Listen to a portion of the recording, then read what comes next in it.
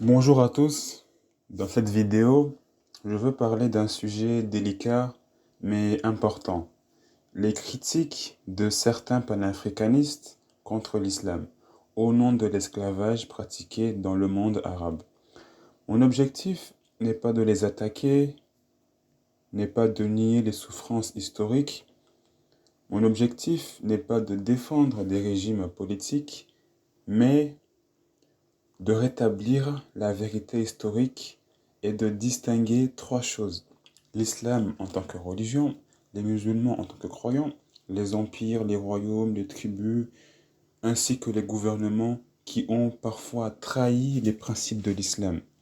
Parce qu'on ne peut pas accuser une religion entière pour les fautes politiques de certains de ses adeptes. Premièrement, avant de répondre, il faut reconnaître une chose essentielle. Oui, des peuples arabes, berbères, ottomans ou musulmans ont participé à l'esclavage de personnes africaines noires.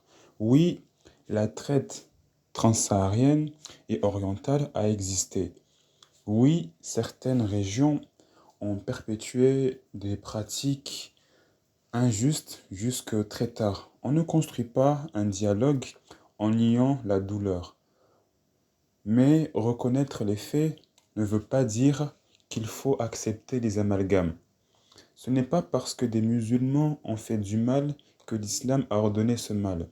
Comme ce n'est pas parce que les chrétiens ont colonisé l'Afrique que le christianisme ordonne la colonisation, ni parce que des Européens ont trafiqué des esclaves que l'Europe entière doit être détestée.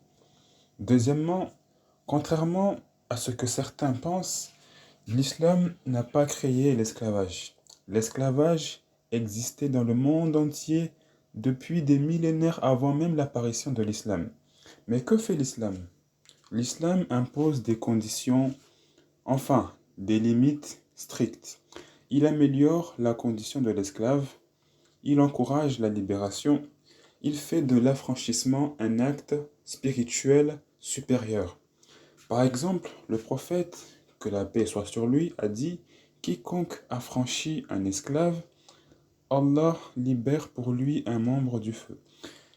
Les esclaves pouvaient se marier, posséder des biens et acheter leur liberté. Les mauvais traitements étaient strictement interdits. Le but final de l'islam n'est pas de maintenir l'esclavage, mais de créer une société où il devient impossible. L'islam a été révélé dans un monde où l'esclavage était universel. Il a agi progressivement comme pour l'alcool pour amener les sociétés à l'abandon. On juge une religion sur ses principes, pas sur ceux qui les trahissent. Troisièmement, pour raisonner ceux qui accusent uniquement le monde arabe, il faut rappeler une vérité historique. Tous les continents ont pratiqué l'esclavage. Les Européens, les Africains eux-mêmes, avant et pendant la traite, les Arabes, les Ottomans, les Perses, les royaumes africains de l'Ouest, tels que le royaume du Dahomey et Ashanti et d'autres, les Vikings qui vendaient des Slaves. D'ailleurs, le mot esclave vient du mot slave. Les Indiens, les Chinois, les Japonais, ainsi que les civilisations précolombiennes. Ce n'est pas pour excuser qui que ce soit, c'est pour rappeler une chose simple. Accuser une seule communauté d'un crime universel est une erreur historique. Quatrièmement, beaucoup de confusions viennent du fait que certaines personnes pensent qu'un pays arabe est généralement un pays musulman. Donc, ce que fait un roi, un chef de tribu ou un gouvernement, eh bien, c'est l'islam qui l'ordonne. Ça n'a pas de sens. Par exemple, en Arabie Saoudite, dans les années 60, il y avait encore des pratiques esclavagistes.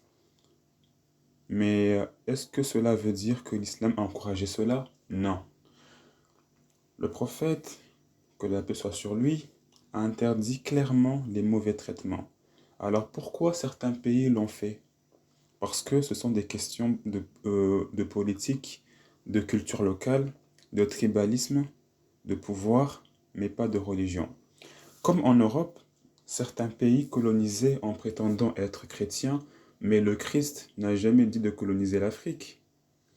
Accuser l'islam d'un crime commis par un gouvernement, c'est accuser le christianisme pour l'esclavage américain, accuser l'hindouisme pour le système de caste, accuser l'athéisme pour les crimes de Staline et de Mao, accuser l'Afrique entière pour les guerres entre royaumes. Ça n'a aucun sens. Cinquièmement, deux éléments sont souvent oubliés. Les empires africains ont participé à la traite. Les royaumes du Dahomey, du Bénin, du Congo, du Mali, etc. capturaient et vendaient leurs ennemis aux Arabes puis aux Européens. Pourquoi ne pas en parler? Des Noirs qui ont réduit d'autres Noirs en esclavage. C'est une réalité historique. Elle dérange, mais elle existe. Certains esclaves dans le monde musulman sont devenus ministres, savants, soldats et même rois. Les Mamelouks, les esclaves de l'Empire ottoman, certains savants et généraux, rien à voir avec la déshumanisation totale du modèle transatlantique. L'islam a donné une dignité spirituelle et égale à tous. Le prophète, que la paix soit sur lui, a dit dans son serment d'adieu: il n'y a pas de supériorité d'un arabe sur un non-arabe, ni d'un blanc sur un noir, si ce n'est par la piété. Si certains prétendent aimer l'Afrique, mais détestent l'islam, comment peuvent-ils ignorer une religion qui a donné au monde Bilal ibn Rabba, un ancien esclave noir devenu compagnon du prophète, que la paix soit sur lui, premier muezzin de l'histoire, un homme respecté par toute la communauté. Sixièmement, nous, Africains, Afro-descendants, Nord-Africains, musulmans ou non, nous avons le même ennemi: l'ignorance, la division, les préjugés, les lectures faussées de l'histoire. Ça ne sert à rien d'opposer Noirs et Arabes. Nos peuples ont vécu ensemble, travaillé ensemble, échangé ensemble, se sont parfois combattus, certes, mais aussi aidés, mélangés et soutenus. Diviser l'Afrique entre Afrique noire et Afrique arabe est une stratégie coloniale qui continue aujourd'hui sous d'autres formes. Nous devons apprendre à comprendre et dialoguer, pas nous insulter et nous accuser sur des bases fausses. En conclusion, l'islam n'est pas responsable des crimes de certains Arabes, le christianisme n'est pas responsable des crimes de certains Européens, l'Afrique n'est pas responsable des crimes de certains rois africains. L'histoire de l'esclavage est complexe, mondiale et multiforme. Ce que je demande aux panafricanistes, ce n'est pas de devenir un musulman, c'est simplement regarder l'histoire entière, pas seulement une partie. Comprendre ne veut pas dire excuser, hein.